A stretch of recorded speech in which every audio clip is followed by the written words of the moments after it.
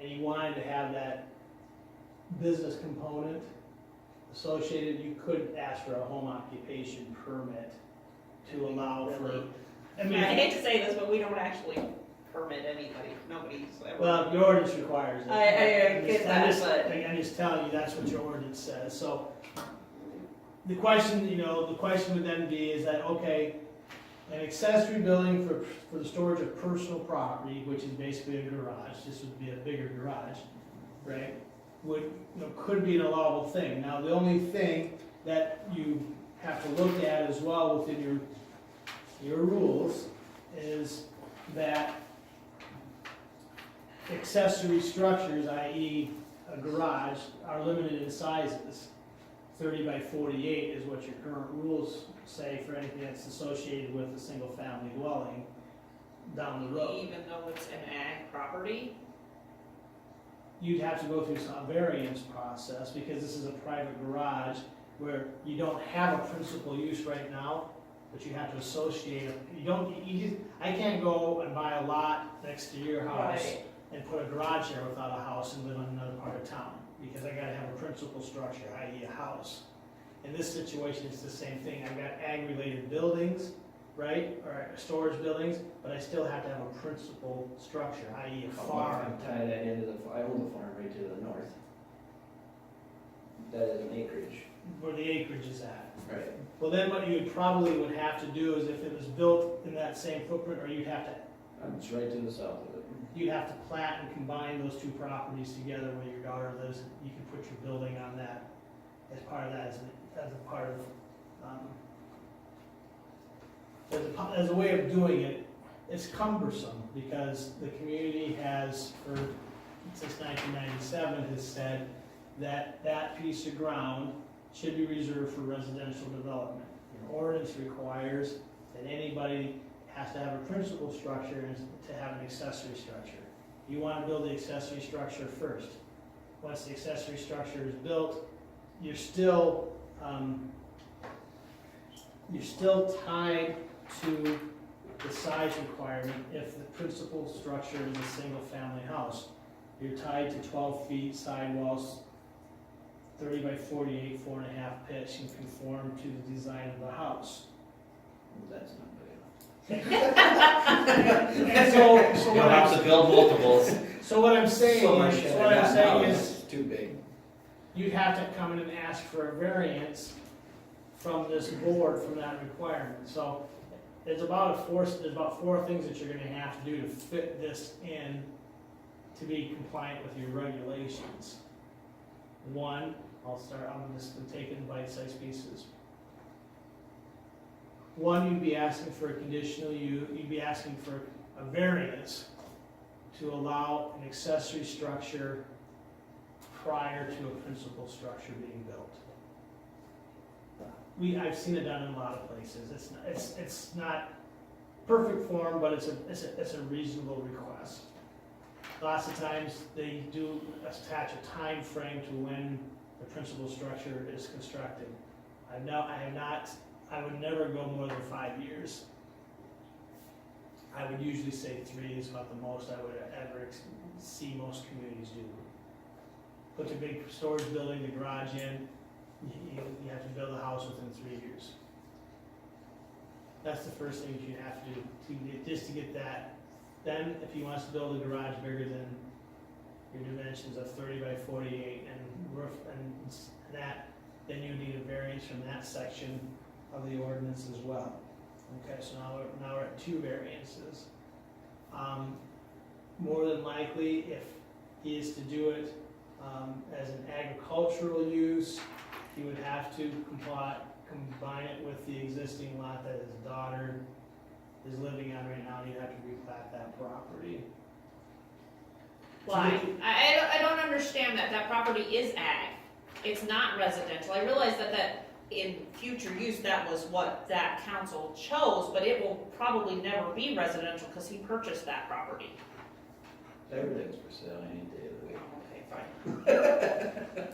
But regardless if it's residential or ag, I'm building in an accessory structure that has to have a principal structure. The principal structure accessory structure to work as a single-family dwelling, duplex, a townhouse, nursery school, multiple family dwelling. So that way, if I would tie it onto that acreage, it wouldn't. You tie it onto that acreage, you've already got your principal structure in place with that. And then you just, but you'd have to, it would have to be a part.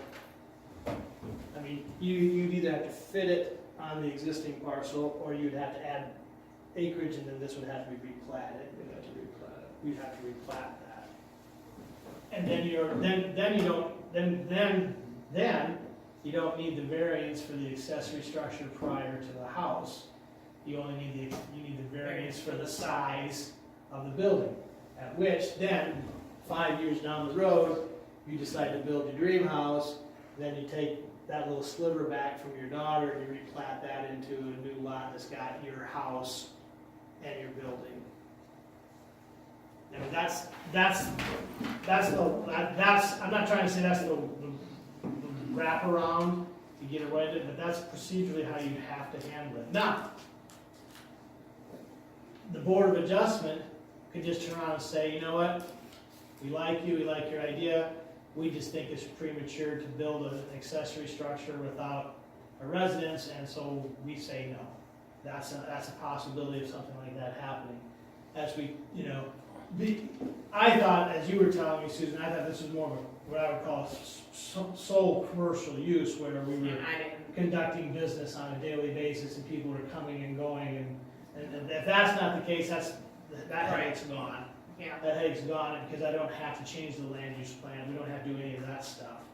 But you're gonna need a variance, either as a standalone accessory and size, or if you meld it with your daughter's, where she's living, replat the property, then you just have to get a variance to the size required of the building that you want to build. I think that's how I interpret your rules. okay, here's a question for you. Variance, you have to do them individually? I mean, if he's got two items that have to be addressed, a variance for. You have to, you can't take them out, you can't group variances. So you might get one variance, but you lose the other. You might get the neighbors to say, we don't have a problem with him building an accessory building there ahead of a house. We don't want it to be 6,000 square feet, we're okay with 3. I mean, that theoretically could happen, because Can once we address them in the same time though? I'd have the same public hearing the same night for both. They would both be noticed, there'd be separate actions.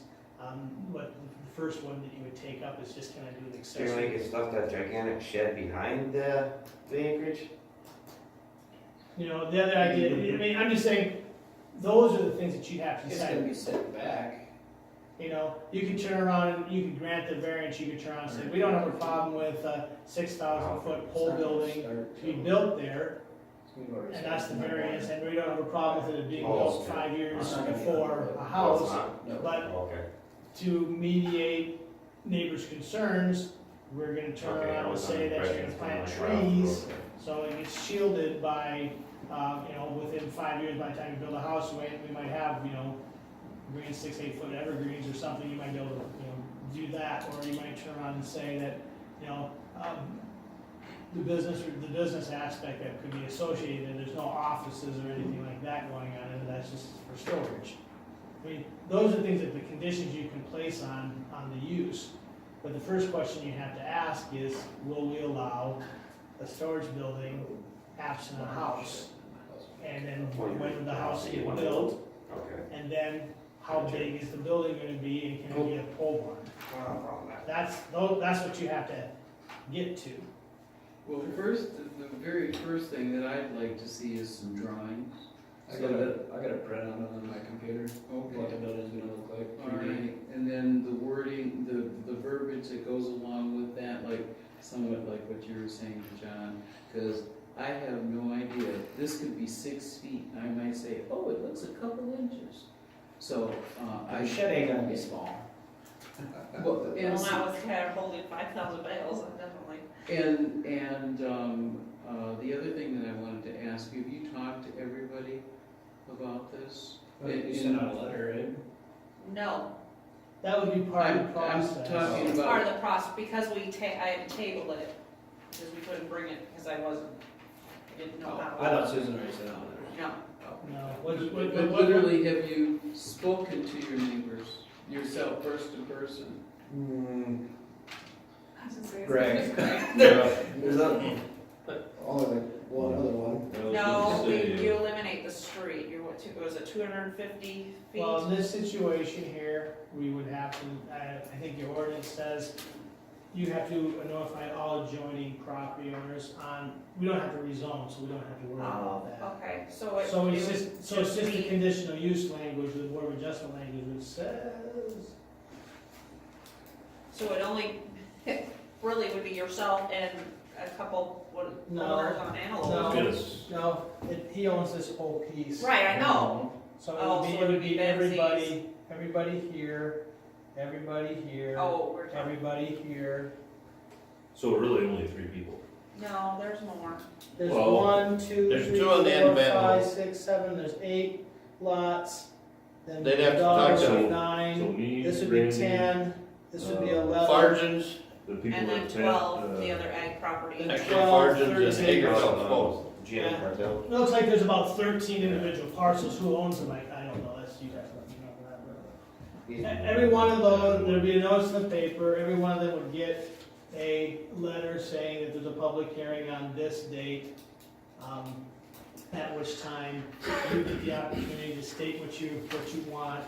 Being that you're a city council member, you don't get to vote on that. And so what that means though, is that you would have to convince 5 of you would have to vote in favor, and 5 of the 6 would have to vote in favor for that. So, The 5 that vote would have to vote in favor. yeah, you have a 7-member board. 6. No, you're the board of adjustment, you have to vote on this. Oh, I have to vote on it also? Yeah, when you act as the board of adjustment, the I mayor. never knew that. Yeah, Never the knew mayor, that. whenever there's a variance or conditional use, the mayor and the city council is the board of adjustment, so Huh. your board Sorry. membership is 7. State law says on a variance that you need 2/3 vote of the full sitting board, which means you too, Mr. Mayor, which means you need 5 votes to effectuate any. Luckily, we've never had an issue that wasn't mostly. Right, so, approved. so in this situation, since you can't play, your board is 6, but the vote is 2/3 of 7. Right, So you need 5 votes in the affirmative to pass any variance, because you can't please. So if 2 of your compatriots said no, you're done. Okay. So you and I can sit down and talk, we can get the notices figured out, what they need to say. Luke and I will kind of put something, a checkbox together on how you would approach it, but that's just my very cursory review, and I'll do a deeper dive once I know exactly. But basically, what we're gonna need also then is,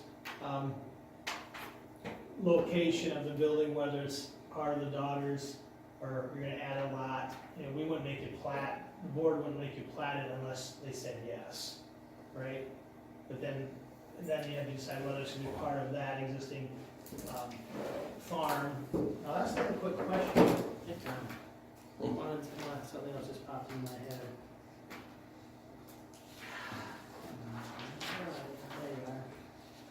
There you are. So if I look quickly. Yeah, okay, so that is zoned ag. Mhm. Yeah, so I just wanted to double check that, that property is zoned ag, so theoretically, being with the house already there, it would be smarter to say, well, I'm gonna put it right here, or wherever you're thinking about doing it, Exactly where your thumb is. and then Or then come in and replat that, I so. think I did, didn't I think I? On my so, sketch? yeah, Then you come in, and then if they did approve it, you'd replat it, and then someday, when you decide to build a house here within a prescribed period of time, then you would just turn around and replat that into another piece. well, if they platted into the farm site, he doesn't have to have a certain period of time, does he? No, he wouldn't. Right, But if he decides to go south of that line and put the building there, then you're stuck agreeing to pull the building. if he doesn't replat it to, If we don't plot it into that acreage. If you don't plot it into the acreage, you're gonna have to ask you're gonna have a time frame put on you. That's fine. So what's the average cost and time for replotting the, Well, I don't know what surveyors get on here, but in our part of the world, probably $1,200 to replat with legal, okay. with surveying and legal costs, probably about $1,500 to replat a lot.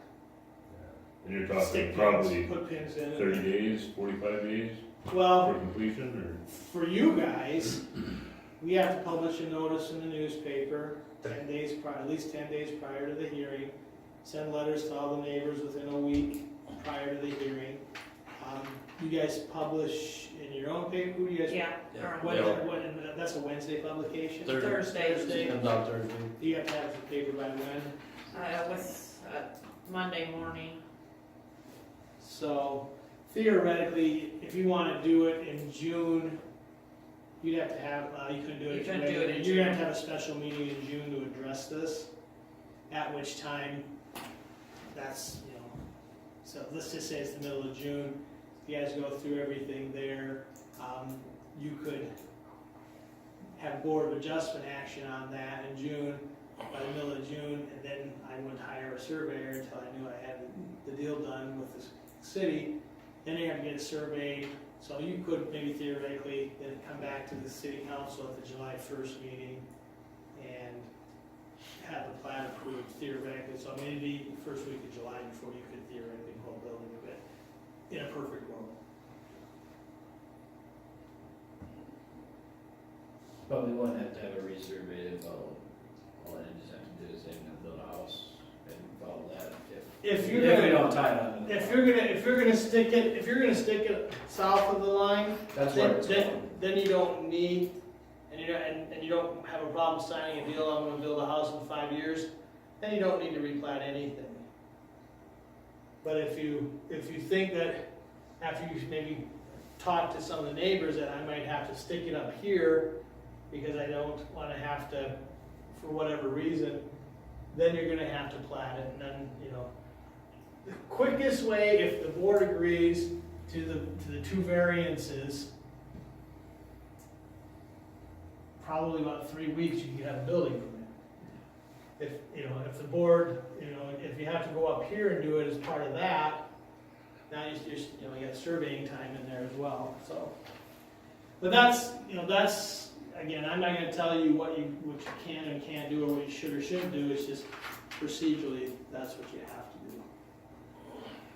Do you understand better now? So, Yeah, I understand how, yeah, okay, so you and I can sit down, we can decide how, once you get the variance applications in place, and then we turn around and we can get the notices written in a fashion, and then I can write up at least board action-wise what you have to do it.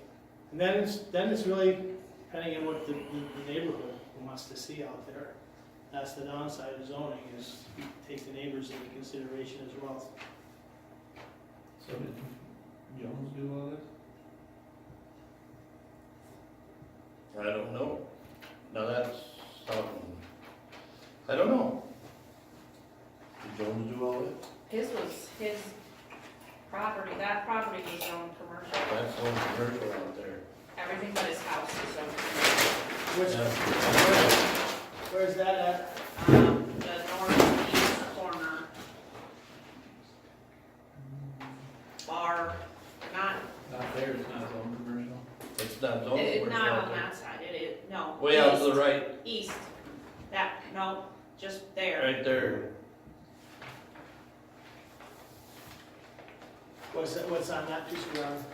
There is, his business is there, he Does owns. he live there though? Yes. So it's more of a home occupation? Well, he replatted that, cut the home out as a residential and rezoned that, Oh, so that actually has been rezoned then? yes.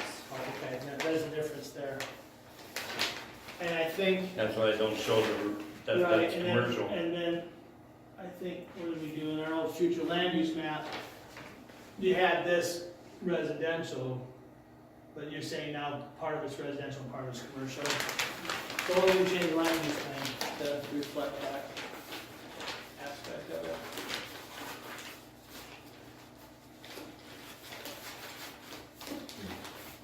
Any more questions? So if you're coming in July, do you want to come on the 1st of July?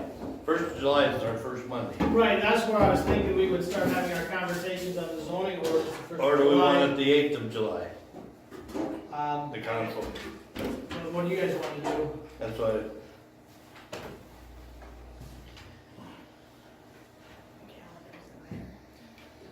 I'd say let's tie it on the council meeting. I well, I can't, know, but I mean, no, are we gonna have our meeting on the 1st? That's what I'm asking you. I can't do July eighth. Okay, so July 1st is gonna work? All right, we'll just, we would plan the 1st of July then. It just means that I don't necessarily have all the bills ready, and you won't get a updated, financial record, because it's not gonna get done in time for the meeting. So the 1st of July would be okay with you then, Todd? Right now, yeah. On that Monday. I'm first, 8th, 15th, whatever, I mean, whatever works best for you guys. I don't want to get too far out because Right, summer goes so fast and my preference would be, we have most of this stuff done. I know I'll be doing a little winter I driving. mean, if you have to do July eighth, I can make it work. I just have a ball game at 6. And those are only an hour, so. 6 to 7. And it's here in town, so. on July 8th, Yeah. I mean, it doesn't matter to me. I'll be around either or, so. Yeah. So Me first, too. first be back. I'll let you guys decide and Susan will just let me know. All right, Anything else? Thanks for the conversation. I went a lot longer than I intended, but it's good for, That's not a bad thing. first date kind of goes that way that's sometimes. not always bad. Okay, well, I'll try to get this stuff picked up so you guys can get to your other part of the meeting here. Here's the contract. Oh, thanks. You're welcome.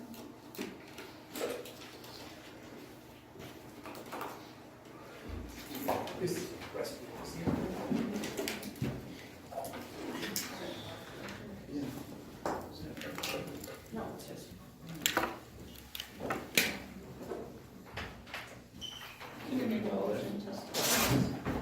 Are you taping all this? Wait, make a motion to go into executive, so I can shut that off. Yeah. Need a motion to go to executive. I so moved. What do we have a second? Speak, me, Speak up. Who's me? Naima. We have a motion by Christine, a second by Naeem, to go to executive session. All in favor? Aye. Opposed? Motion carried. Executive session at 9:37. We need a motion To advertise to advertise for bar manager and bartender. and bartenders. I move, so moved. I'll second. We have a motion from Naima, second by Aaron. All in favor? Aye. Opposed? Motion carried. And we need to give. No, office. I Office move, assistant. I move that we hire For an the- office assistant. Second. We have a motion from Naima, second by John. To advertise for an assistant, office assistant, For how many Yeah, how many hours? 10 10 to to 12, 10 to 12 hours a week. and then we can adjourn. All in favor? Aye. Aye. Opposed? Motion carried. We need a motion to adjourn. I so move. I'll second. We have a motion from Naima, second by Christina, to adjourn. All in favor? Aye. Opposed?